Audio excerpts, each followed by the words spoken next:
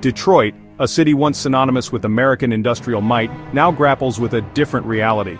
Crime and poverty cast a long shadow over the city, impacting the lives of its residents every day. The statistics paint a stark picture. Detroit's murder rate remains alarmingly high, a chilling reminder of the violence that plagues many neighborhoods. Poverty is a deeply entrenched problem, trapping families in a cycle of despair. Lack of job opportunities, inadequate access to education, and crumbling infrastructure all contribute to the city's horrible living conditions. Many houses have been torn down due to abandonment. This is an example of a factory now gone due to Detroit's epic economic downturn. Law enforcement and city leaders have tried to address crime and poverty. However, some areas of the city remain abandoned and not patrolled at all by law enforcement. The road to recovery, in all honesty, seems impossible. The gang fights and bloodshed in the streets make this a place you do not want to vacation. The systematic issues have been here for decades. Detroit residents who have the means are always considering leaving the city. Detroit's present struggles cannot be separated from its turbulent past. The city's history is marked by periods of economic boom and bust, racial tensions, and social unrest. The 1967 riots, sparked by police brutality and racial inequality, left an indelible scar on Detroit's psyche. The decline of the auto industry, once the backbone of Detroit's economy, dealt a devastating blow to the city. As factories closed and jobs disappeared, poverty and crime rates soared. The once thriving metropolis transformed into a symbol of urban decay. The echoes of this tumultuous past continue to reverberate through Detroit streets. The city's history serves as a stark reminder of the consequences of neglect, inequality, and the failure to address systemic issues. While Detroit's story is not unique, it is one of the most extreme examples of the effects of outsourcing. Overseas manufacturing, although much cheaper for companies, can destroy once vibrant communities and turn them into rubble. For many Detroiters, poverty is not an abstract concept but a daily reality. The city's poverty rate remains stubbornly high, with many families struggling to make ends meet. The lack of well-paying jobs is a major contributing factor. With the decline of the auto industry, many residents found themselves without the skills or opportunities to compete in the modern job market. The result is a cycle of poverty that is difficult to break. Living in poverty in Detroit often means facing a multitude of challenges. Access to quality education, healthcare, and even basic necessities like food and housing can be limited. The conditions in many of Detroit's poorest neighborhoods are dire. Dilapidated housing, crime, and a lack of basic services create an environment of despair.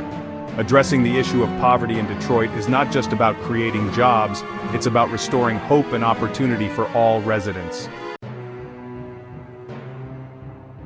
Detroit's gun violence problem, statistics, incidents, and community impact.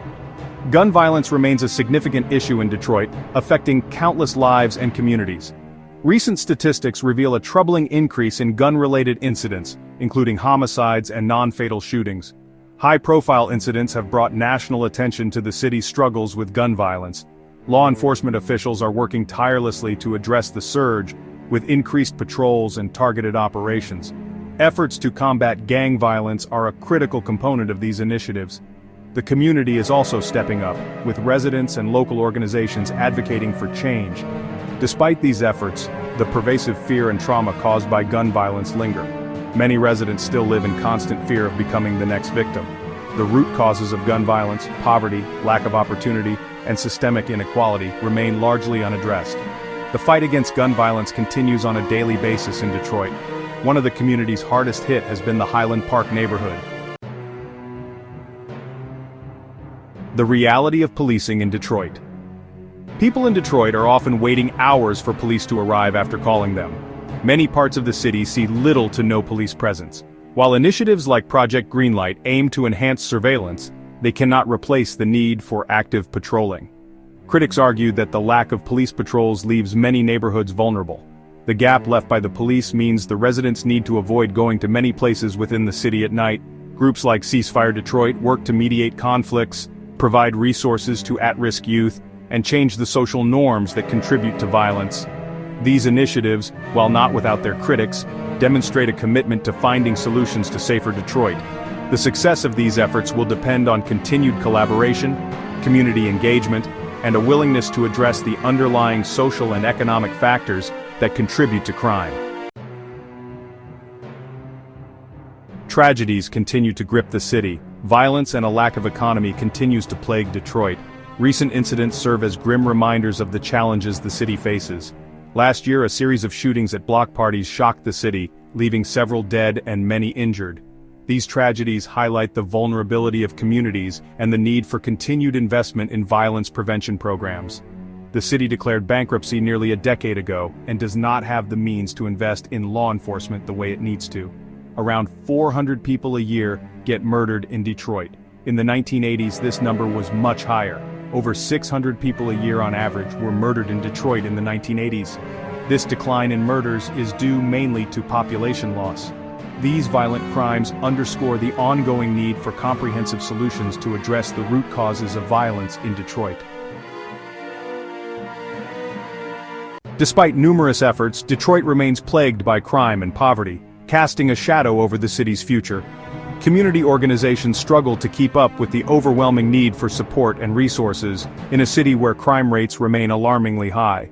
Initiatives like the Detroit Youth Violence Prevention Initiative face an uphill battle, as youth involvement in crime continues to be a significant issue.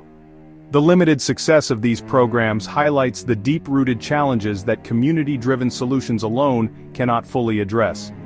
Government initiatives have struggled to make a substantial impact, often falling short in addressing the root causes of crime and poverty. Programs like the Detroit Promise, which offers free college tuition, are hindered by the broader systemic issues that perpetuate the cycle of poverty. Affordable housing projects have been insufficient, leaving many residents in unsafe and unstable living conditions. Stories of individuals overcoming adversity are rare, overshadowed by the daily struggles faced by the majority of residents. Gang life is something far too many youth fall into. As efforts continue to falter, the hope for a brighter future remains dim for many residents. The road ahead is fraught with challenges, and the combined efforts of community members and government initiatives have yet to provide a solid foundation for lasting change in Detroit. The city faces this journey largely alone. Without significant support and collaboration, Detroit's challenges may continue to overshadow its potential for recovery. Surveillance or safety? Debating Project Greenlight's impact. Project Greenlight, Detroit's ambitious surveillance program, has been both praised and criticized since its inception. Supporters argue that the program has contributed to the city's declining crime rates by deterring criminals and providing valuable evidence for investigations.